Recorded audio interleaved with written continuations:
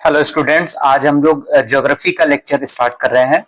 और इस geography lecture में मैं आपको पूरी सीरीज कंप्लीट कराऊंगा। अरिहंत की मैथ बुक है, काफी अच्छी बुक है। मैंने इसको रिसर्च करी इस पे, तो अच्छी है बुक। और इसके हर चैप्टर के एंड में 15 से 20 क्वेश्चन का टेस्ट भी है, तो इससे आपका सेल्फ चेक हो जाएगा। ठीक है, तो हम लोग स्टार्ट करते हैं विदाउट एनी डिले। सबसे पहले अगर हम ब्रह्मांड की बात करें तो ब्रह्मांड एक असीमित रूप में फैला हुआ है, जिसकी उत्पत्ति के संबंध में अभी तक कोई निश्चित ऐसी धारणा नहीं बन पाई है।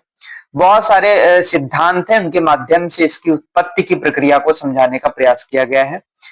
ब्रह्मांड की विशालता के अंतर्गत अनेक ग्रह, उपग्रह, क्षुद्र ग्रह एवं खगोलीय पिंड आदि समाहित है। तो ब्रह्मांड के बारे में अगर कोई आपसे पूछे तो आप ये बता सकते हैं। अब हम लोग देखेंगे थोड़ा सा ग्लोब के बारे में कि ग्लोब कैसे, क्या होता है, ग्लोब कैसे काम करता है ना। हम लोग देखते हैं ग्लोब के बारे में जानने के लिए तो सबसे पहले ग्लोब जो है वो पूरी अर्थ को एक छोटे रूप में दिखाने वाला एक मॉडल है। ग्लोब पर धरातलीय आकृतियों व दिशाओं को आसानी से दर्शाया जा सकता है। इसके अतिरिक्त ग्लोब पर देशों, महाद्वीपों, महासागरों और उनके सही स्थानों पर दिखाया गया है। ठीक है, तो सबके पास में ग्लोब होगा, आप लोग देख सकते हैं, उसमें सारे कॉन्टिनेंट है, डायरेक्शन है, सब कुछ उसमें मेंशन है।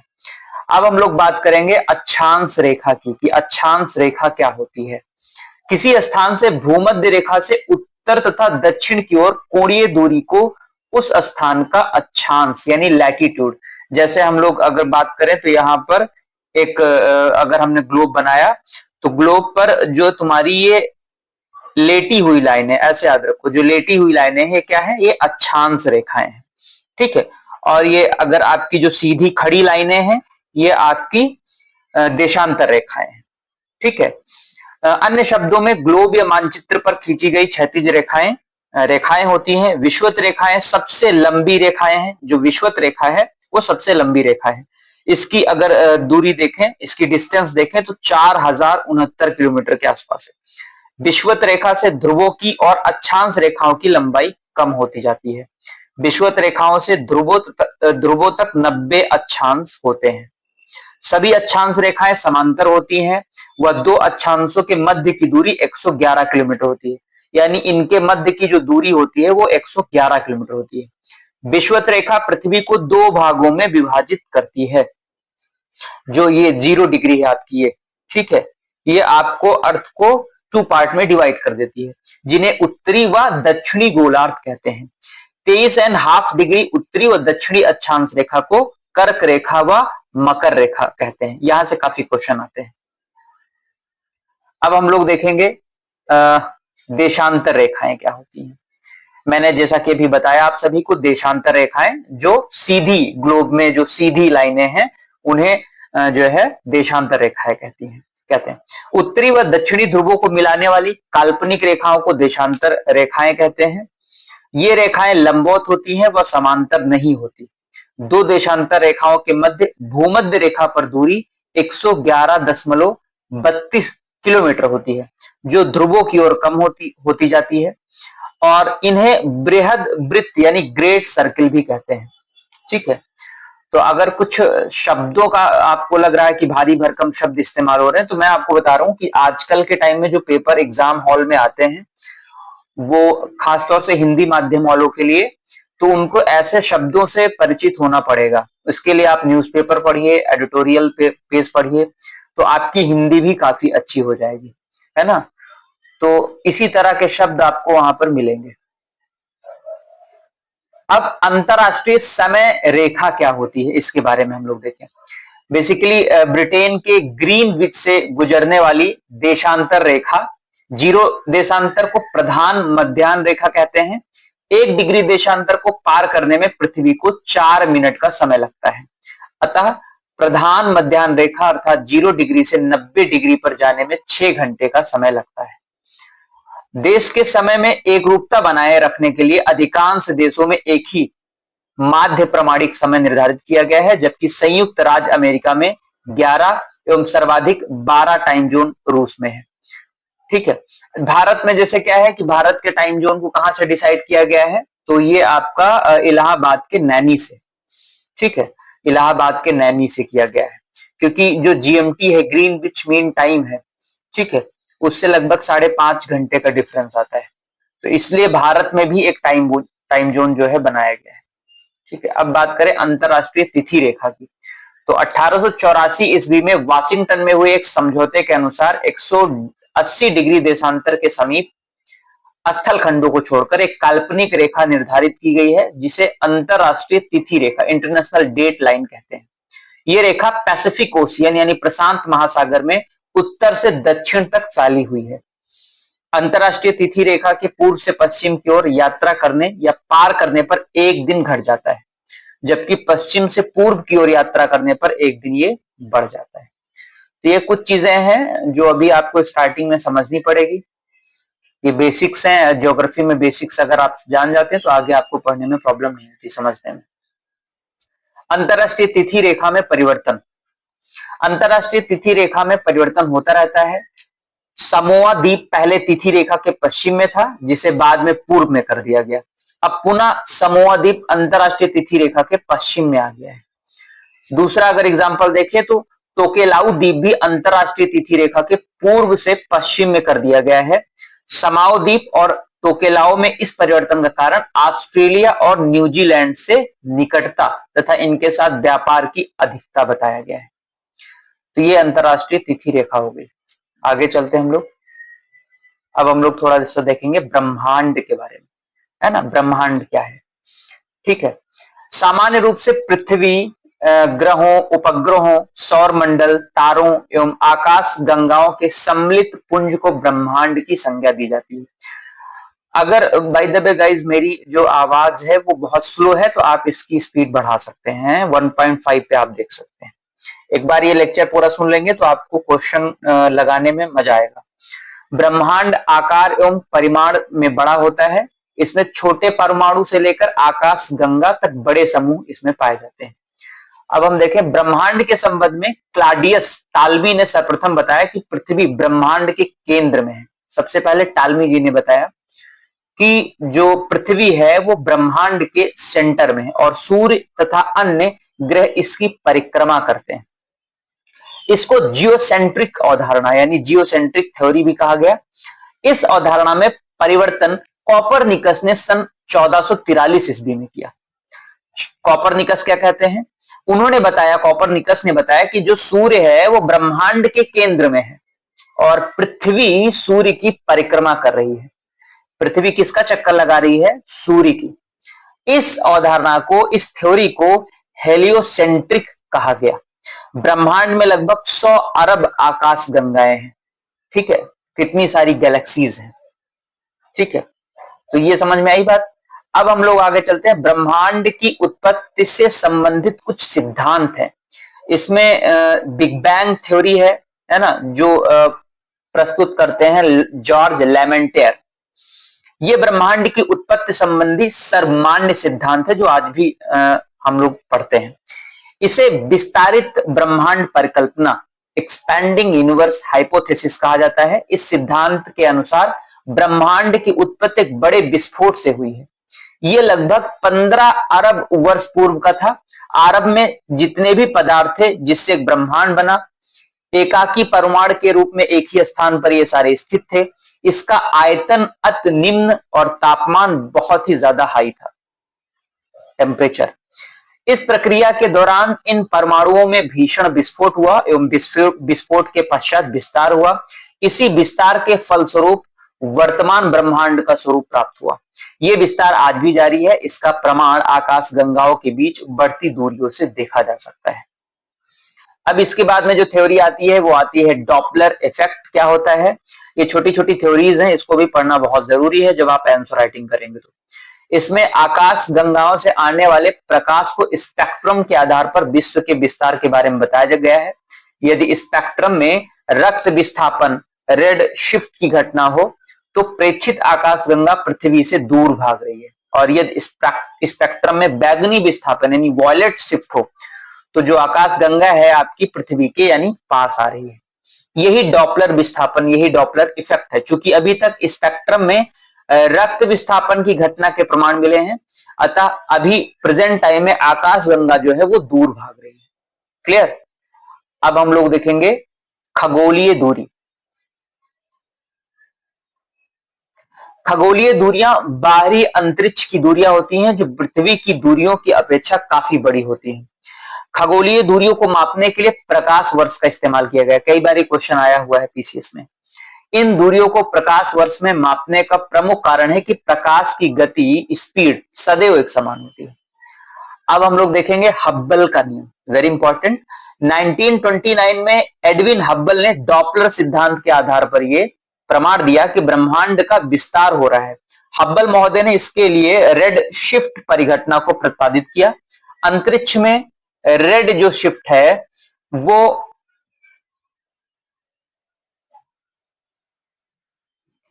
जो रेड शिफ्ट परिघटनाएं हैं ब्रह्मांड के निरंतर विस्तरण के साक्ष्य हैं। यदि हम प्रकाश स्रोत की ओर चले तो प्रकाश तरंग की आवृत्ति में आभासी वृद्धि होगी। इसके विपरीत प्रकाश स्रोत से दूरी बढ़ती जाएगी तो प्रकाश की आवृत्ति यानी फ्रीक्वेंसी में आभासी ह्रास यानी लॉस होगा। अब ये गॉड पार्टिकल्स क्या है इसके बारे में थोड़ा सा हम लोग जाने, काफी इंपॉर्टेंट है गॉड पार्टिकल, राइट। तो गॉड पार्टिकल यानी ब्रह्मांड के रहस्यों को जानने के लिए वर्ष 2010 में European Centre for Nuclear Research CERN ने जेनेवा में पृथ्वी की सतह से 100 फीट नीचे और 27 किलोमीटर लंबी सुरंग में जॉर्ज हाइड्रन कोलाइडर नामक महाप्रयोग किया। इसमें 1000 से अधिक वैज्ञानिकों ने भाग लिया। बेसिकली वैज्ञानिक 15 अरब वर्ष पहले संपन्न ब्रह्मांडीय घटना को प्रयोगशाला में करना चाहते हैं, जिसे विज्ञान की दुनिया में बिग बैंग के नाम से जाना जाता है। ऐसा माना जाता है कि गॉड पार्टिकल के नाम से जाना जाने वाला हिग्स बोसान में ब्रह्मांड की उत्पत्ति के रहस्य छिपे हैं, क्योंकि हिग्स बोसान को बेसिक यूनिट माना गया है। वैज्ञानिकों के अनुसार ब्रह्मांड में ऐसे पदार्थ की मौजूदगी है जो अदृश्य हैं और ब्रह्मांड का लगभग 90 to 95 द्रव्यमान इसी अदृश्य पदार्थ के कारण है। वैज्ञानिकों ने इसे डार्क मैटर का नाम भी दिया है। अब हम लोग आगे चलते हैं खगोलीय पिंड के बारे में।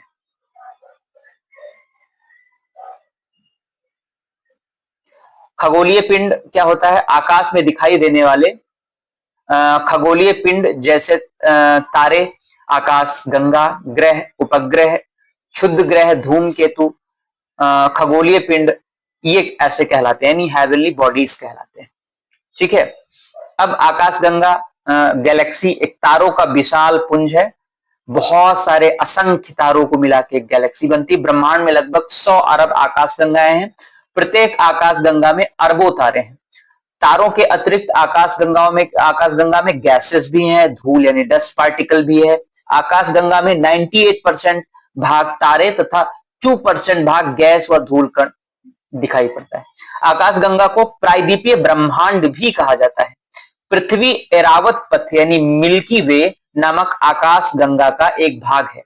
बृहत मैगेलिनिक मेघ, लघु मैगेलिनिक मेघ, Ursa minor system, sculpture system और डेक्रो सिस्टम, ये सब अन्य आकाशगंगाएं हैं।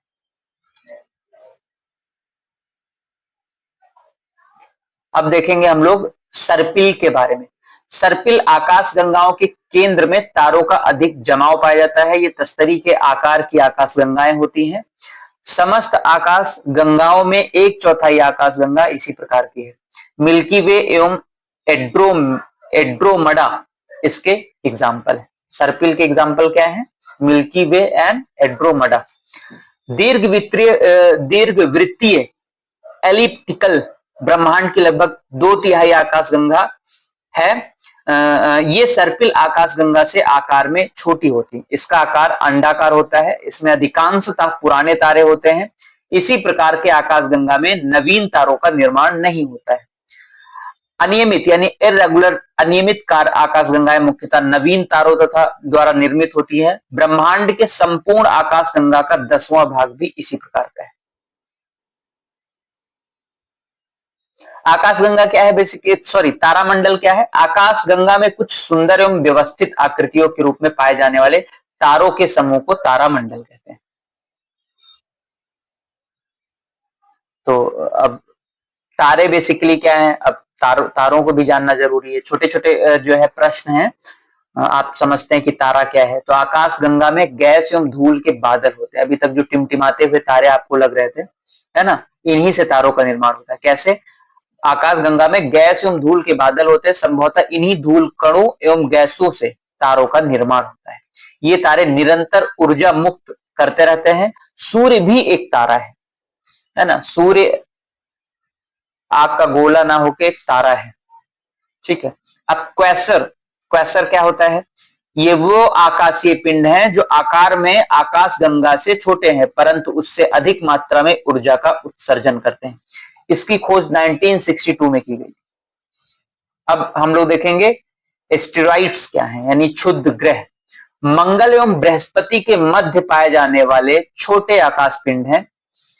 ये एक पट्टी के रूप में विद्यमान है। इन्हें लघु ग्रहिकाएं भी कहा जाता है। इनका निर्माण भारी धातुओं से हुआ है। ये क्षुद्र ग्रह जब पृथ्वी से टकराते हैं तो पृथ्वी की सतह पर विशाल गर्त यानी ट्रेंच बन जाता है, गहरा बहुत ज्यादा। महाराष्ट्र की लोनार झील, लोनार लेक इसका एग्जाम्पल है। यानी अभी तक उस पर बहुत सारे रिसर्च हो रहा था, बहुत सारे वैज्ञानिक वहां पर जो जोग्राफर हैं वो भी जुटे हुए थे, लेकिन वो अभी तक उसके रिसर्च को पूरी तरह से क्लियर नहीं कर पाए हैं कि बेसिकली जो ये लोनार लेक है वो कैसे बनी। तो अभी तक जो मत है वो ऐसा माना जाता है कि कोई एस्टेरॉइड्स आया और वो गिरा, जिससे गर्त बना और उसके बाद में उसमें पानी का जमाव हुआ और फिर एक लोनार लेक बन गई, जो कि महाराष्ट्र में है। क्वेश्चन आते हैं यहां से।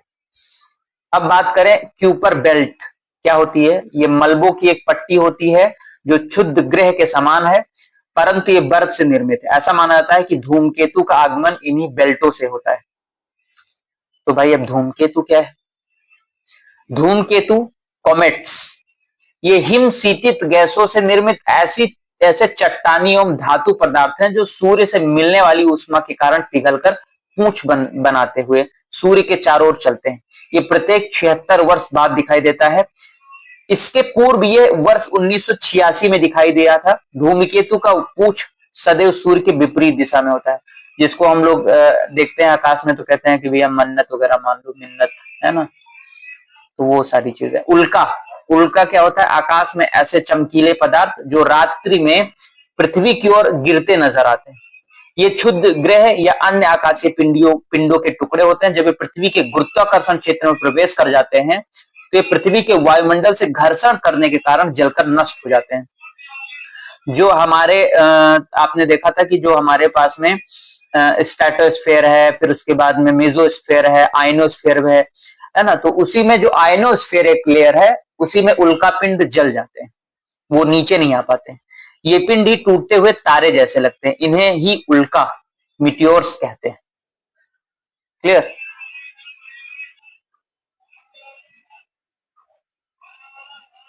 अब देखेंगे सौर मंडल क्या होता है ना। सूर्य के परिक्रमा करने वाले विभिन्न ग्रह, क्षुद्र ग्रह, धूमकेतु, उल्काएं, उपग्रह तथा आकाशीय पिंडों के परिवार को सौर मंडल यानी सोलर सिस्टम कहते हैं। सौर मंडल में सूर्य के अतिरिक्त इसके 8 ग्रह हैं तथा इसके आकार तस्तरी नुमा है एवं इसके मध्य में सूर्य स्थित है। संपूर्ण सौर मंडल का व्यास लगभग 733 करोड़ मील है। पृथ्वी सूर्य से लगभग 2.496 इंटू 10⁸ किलोमीटर की दूरी पर स्थित है। आकार तथा संरचना की दृष्टि से सौरमंडल के ग्रहों को 2 भागों में विभाजित किया गया है। एक होता है आंतरिक ग्रह एवं बाह्य ग्रह।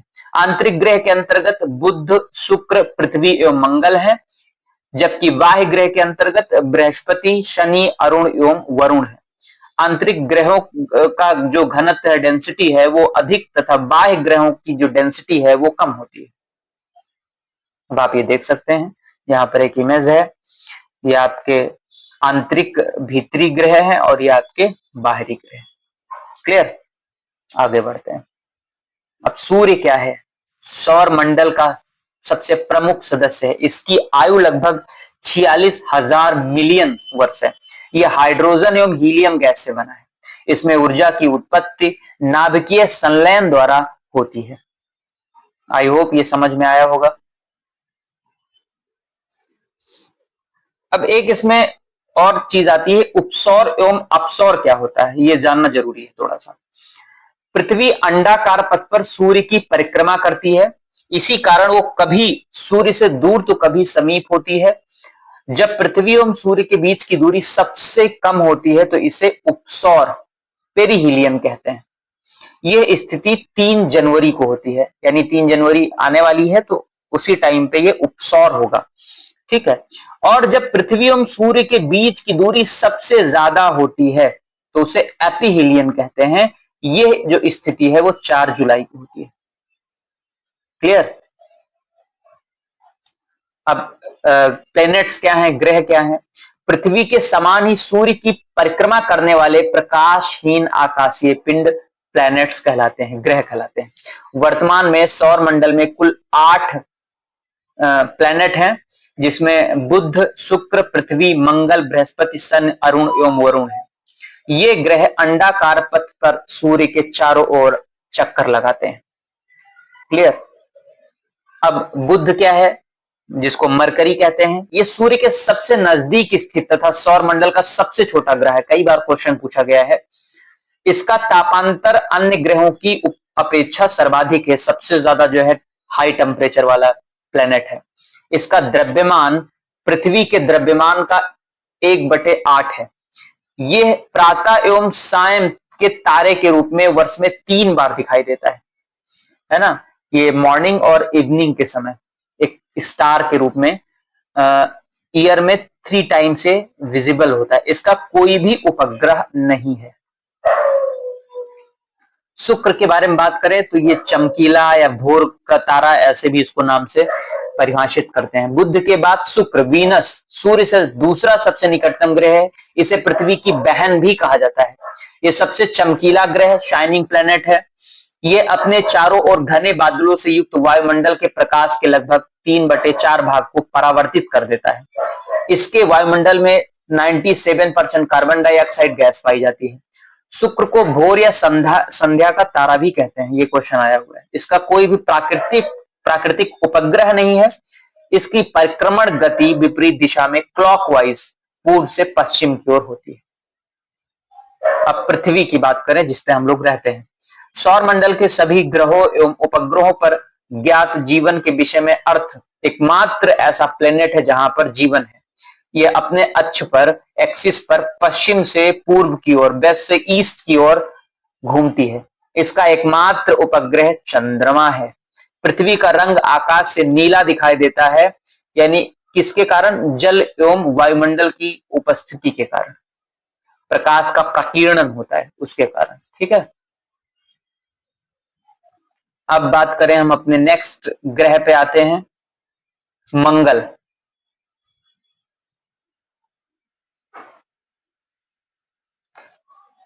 मंगल लाल ग्रह, रेड प्लेनेट के नाम से भी जाना जाता है। इसके 2 उपग्रह हैं, फोबोस और डीमोस। इसकी सतह पर लाल रंग लौह ऑक्साइड की उपस्थिति के कारण होता है। क्लियर। इस ग्रह का सबसे ऊंचा पर्वत निक्स ओलंपिया है, जो एवरेस्ट से 3 गुना ऊंचा है। ये अपनी धुरी पर लगभग पृथ्वी की घूर्णन गति के बराबर घूमता है मंगल, जहां पर अभी कई सारे वैज्ञानिक वगैरह जो है, जो साइंटिस्ट हैं, वो जा रहे हैं कि शायद मंगल पर भी रहने जो है लाइक कुछ ऐसा क्लाइमेट या कुछ मिल जाए। अब आगे बृहस्पति को देखें तो सूर्य से 5वां निकटतम परंतु सबसे बड़ा ग्रह है। बृहस्पति जुपिटर मुख्यतः हाइड्रोजन एवं हीलियम का बना है, जो सौर मंडल के शेष समस्त ग्रहों के सम्मिलित द्रव्यमान से 2.5 गुना अधिक द्रव्यमान वाला है। ये सूर्य से जितनी मात्रा में ऊर्जा ग्रहण करता है, उससे अधिक मात्रा में ये विकृत भी करता है। इसका वायुमंडलीय दबाव पृथ्वी के वायुमंडलीय दबाव से 1 करोड़ गुना अधिक है। इसके वायुमंडल में तीव्र संवहन हवाएं चलती हैं। बृहस्पति के ज्ञात उपग्रहों में गैनीमेड, कैलिस्टो, ईओ एवं यूरोपा है। गैनीमेड सौरमंडल का सबसे बड़ा उपग्रह है, जो आकार में बुध से भी बड़ा है। इसके उपग्रहों की संख्या 79 है। बृहस्पति का पलायन वेग, इसकी वेलोसिटी 59.64 किलोमीटर पर सेकेंड है। अब शनि के बारे में देखें तो शनि, जिसको सैटर्न भी कहा जाता है, आकार में दूसरा सबसे बड़ा ग्रह है। ये प्रकाश में पीले तारे, येलो स्टार के समान नजर आता है। इसके उपग्रहों की संख्या 82 है। टाइटन इसका प्रमुख उपग्रह है। इस पर नाइट्रोजन जैसा जो है एटमॉस्फेयर है। शनि ग्रह एवं इसके उपग्रह टाइटन के अध्ययन हेतु वाइजर एवं कैसिनी ह्यूजिस अंतरिक्ष यान प्रक्षेपित किए गए हैं। अब वरुण की बात करें तो 1781 में विलियम हर्शल ने यूरेनस की खोज की थी। ये आकार में तीसरा बड़ा एवं सूर्य के सातवां निकटतम ग्रह है। ये एकमात्र ऐसा ग्रह है जो सूर्य की प्रदक्षिणा यानी चक्कर लगा रहा है, एक ध्रुव से दूसरे ध्रुव की ओर करता है, अतः इसे लेटा हुआ ग्रह भी कहते हैं। इसका वायुमंडल बहुत ही घना है, जिसमें हाइड्रोजन, हीलियम, मीथेन एवं अमोनिया गैस मिलती है। अब भाई साहब ये कुछ इंपॉर्टेंट है। सूर्य और उसके परिवार के सदस्य ग्रह हैं। सूर्य, बुध, शुक्र, पृथ्वी, मंगल, बृहस्पति, शनि। उसकी औसत दूरी यहां पर दी हुई है, ये आप देख सकते हैं। अब आगे देखें वरुण के बारे में। तो वरुण बेसिकली 1846 में जोहान गाले ने इसकी खोज की। वरुण जो है सौर मंडल का चौथा सबसे बड़ा ग्रह है। इसके भी चारों ओर वलय मिलते हैं तथा वलय सिलिकेट और कार्बन आधारित तत्वों से मिलकर बना है। इसके वायुमंडल में 80% हाइड्रोजन एवं 19% हीलियम है। साथ ही साथ मीथेन की उपस्थिति भी है। इसका उपग्रह ट्रिटोन पृथ्वी के चंद्रमा से बड़ा एवं वरुण की सतह से अधिक निकट है। इसके वायुमंडल का रंग हरा है, इसलिए इसे हरा ग्रह भी कहते हैं। वरुण को हरा ग्रह भी कहते हैं।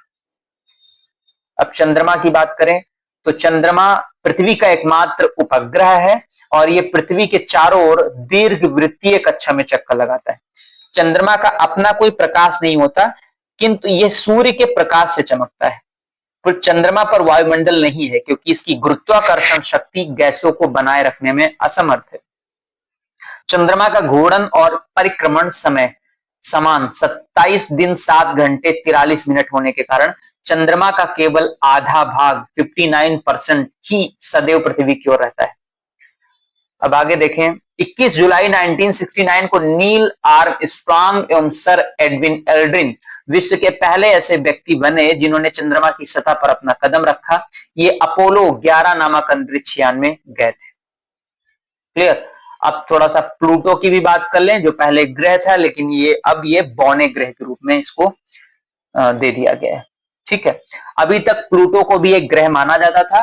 अंतरराष्ट्रीय खगोलीय संगठन इंटरनेशनल एस्ट्रोनॉमिकल यूनियन अगस्त 2006 ने यह निर्णय लिया कि प्लूटो तथा एक अन्य खगोलीय पिंड अदर सेलेस्टियल ऑब्जेक्ट्स 2003 ग्रह की श्रेणी में होने के लिए सभी उत्तरदायी शर्तों को पूरा नहीं करता, अतः इन्हें बौने ग्रह की श्रेणी में सम्मिलित कर दिया था।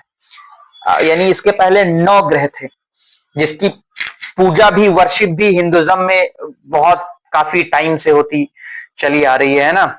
तो 9 ग्रह की पूजा, लेकिन अब 8 ग्रह बचे हैं। प्लूटो, मतलब ये काफी मिरेकल लगता है कि भाई कैसे, कौन से वैज्ञानिक रहे होंगे, है ना, जिन्होंने 9 प्लेनेट को काउंट करके बता दिया कि इतने ग्रह हैं। अभी फिलहाल तो 8 ग्रह हैं। प्लूटो को बौने ग्रह में इसको शामिल कर दिया गया है।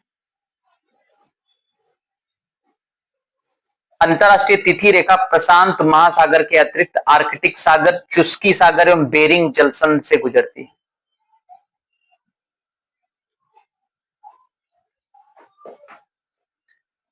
जब कोई तारा 20 मैग्नीट्यूड से अधिक चमकने लगता है तब तारे की उस अवस्था को सुपरनोवा कहते हैं। पृथ्वी से देखा जाने वाला सबसे चमकीला तारा साइरस या डॉग स्टार है। तो ये कुछ चीजें हैं। अब ग्रहण क्या होता है? ग्रहण आप सभी लोग जानते हैं, ग्रहण लग गया है ना। ग्रहण एक खगोलीय घटना है जिसमें प्रकाश के स्रोत जैसे सूर्य एवं पृथ्वी के बीच किसी पिंड के आने से पृथ्वी या अन्य पिंड के प्रकाश कुछ समय के लिए अवरोधित होती है। ग्रहण 2 प्रकार के होते हैं, पहला चंद्र ग्रहण और दूसरा सूर्य ग्रहण। अब चंद्र ग्रहण क्या होता है भाई? जब पृथ्वी की छाया चंद्रमा पर पड़ती है। क्लियर। जब पृथ्वी की जो छाया है वो चंद्रमा पर पड़ती है तो उसे चंद्र ग्रहण यानी ल्यूनर इक्लिप्स कहते हैं। ये स्थिति तब बनती है जब सूर्य एवं चंद्रमा के बीच पृथ्वी आ जाती है और तीनों एक रेखा में होते हैं। आप यहां पर इमेज देख ले रहे हैं, ये आपकी पृथ्वी है, ये आपका सूर्य है और आप देख सकते हैं कि ये आपका चंद्रमा है। तो बीच में कौन आ गया? पृथ्वी आ गई। ठीक है, चंद्रमा और सूर्य के बीच में कौन आ गई? यानी उसकी छाया पृथ्वी आ गई। ठीक है, और तीनों एक रेखा में आ जाते हैं, किंतु सभी पूर्णिमा को नहीं। इसका कारण पृथ्वी के सापेक्ष चंद्रमा का 5 डिग्री झुकाव होना भी है, तो ये ध्यान रखना। अब हम लोग देखेंगे सूर्य ग्रहण क्या होता है भाई। जब सूर्य व पृथ्वी के बीच चंद्रमा आ जाता है तो पृथ्वी के जिन क्षेत्रों में चंद्रमा सूर्य को ढक लेता है वहां सूर्य ग्रहण यानी सोलर इक्लिप्स होता है। समझो, सूर्य और पृथ्वी के बीच क्या आ गया? चंद्रमा आ गया। ठीक है, पहले पृथ्वी आ जाती थी सूर्य और चंद्रमा के बीच, इसमें सूर्य और पृथ्वी के बीच में कौन आ गया? चंद्रमा आ गया। तो पृथ्वी के जिन क्षेत्रों में चंद्रमा सूर्य को ढक लेता है वहां पर सूर्य के ऊपर ग्रहण लग जाता है, सोलर इक्लिप्स। ये घटना अमावस्या के दिन होती है। वर्ष में न्यूनतम 2 तथा अधिकतम 5 सूर्य ग्रहण हो सकते हैं, है ना। सारे जो नाग नागिन होते हैं इसी चंद्र ग्रहण और अमावस्या के दिन सब टहलते हैं बाहर, है ना। पूर्ण सूर्य ग्रहण और फिर क्या है, ये आप इमेज देखिए, यहां से आपको समझ में आ जाएगा बाकी क्वेश्चन के थ्रू। अब भैया आ गया आपका क्वेश्चन, चलो बताओ, सेल्फ चेक, बढ़ाएं आत्मविश्वास। इतनी देर पढ़ने के बाद में क्वेश्चन तो बनता है भाई। अब बताइए, ब्लैक होल से संबंधित निम्न कथनों पर विचार कीजिए। ऑप्शन है आपके पास में, बताइए इसका आंसर, सही आंसर क्या होगा। तो ऑब्वियसली इसका आंसर है आपका पहला और आपका तीसरा सही है, यानी दूसरा आपका गलत है। ब्लैक होल जो है बेसिकली ये अत्यधिक घनत्व वाले पदार्थों से युक्त एक पिंड होता है, इससे प्रकाश भी नहीं गुजर सकता है ब्लैक होल। क्लियर। दूसरा देखते हैं, सूर्य से दूरी के क्रम में निम्नलिखित में से कौन से 2 ग्रह मंगल और यूरेनस के बीच हैं?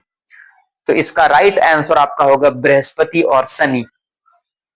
तीसरा हम देखें जरा, तो तीसरा क्वेश्चन कह रहा है निम्नलिखित कथनों पर विचार करें। निम्नलिखित कथनों पर विचार करें, इसमें कौन सा सही है आपका? तो ये आपका सही होगा डी ऑप्शन, यानी इसमें सारे सही हैं, पहला, दूसरा और तीसरा, है ना। भूमध्य रेखा से पूर्व या पश्चिम किसी स्थान की कोणीय दूरी उसका अक्षांश होता है। दूसरा क्या है, विषुवत रेखा से ध्रुवों की और अक्षांश रेखाओं की लंबाई बढ़ती जाती है, बिल्कुल सही है। सभी अक्षांश रेखाएं समांतर होती हैं, बिल्कुल सही है। अब नेक्स्ट क्वेश्चन है, हमारे सौर परिवार के संदर्भ में निम्नलिखित कथनों पर विचार करें। अब इसमें बताएं आपका कौन सा सही है, बताएं जल्दी से। ये आपका होगा ए, हमारे सौर परिवार के सभी ग्रहों में पृथ्वी सघनतम है। अब पांचवा देखें जरा, सूर्य से बढ़ती हुई दूरी के संदर्भ में ग्रहों का क्रम क्या है? बी, बुध, शुक्र, पृथ्वी और मंगल।